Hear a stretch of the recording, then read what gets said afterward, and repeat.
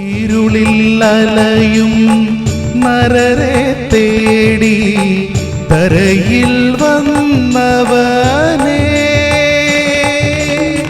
കരകൾ പാപക്കരകൾ കഴുകും.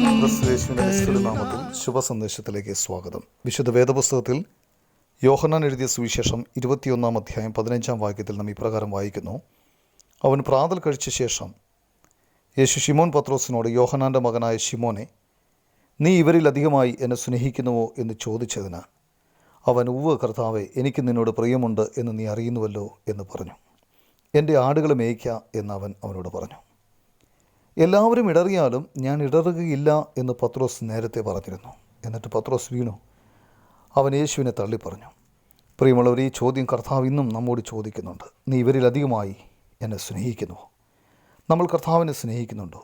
കർത്താവ് നമുക്ക് വേണ്ടി സ്വർഗത്തിലെ സകല മഹിമയും വെടിഞ്ഞ് ഈ ഭൂമിയിൽ മനുഷ്യനായി അവതരിച്ചു.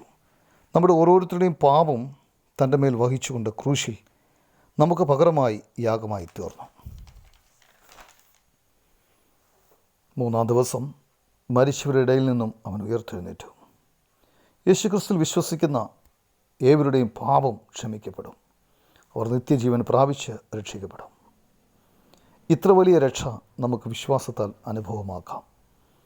ഈ കർത്താവിനെ സ്വീകരിക്കുന്നതിനും സ്നേഹിക്കുവാനും ദൈവം താങ്കളെയും സഹായിക്കട്ടെ.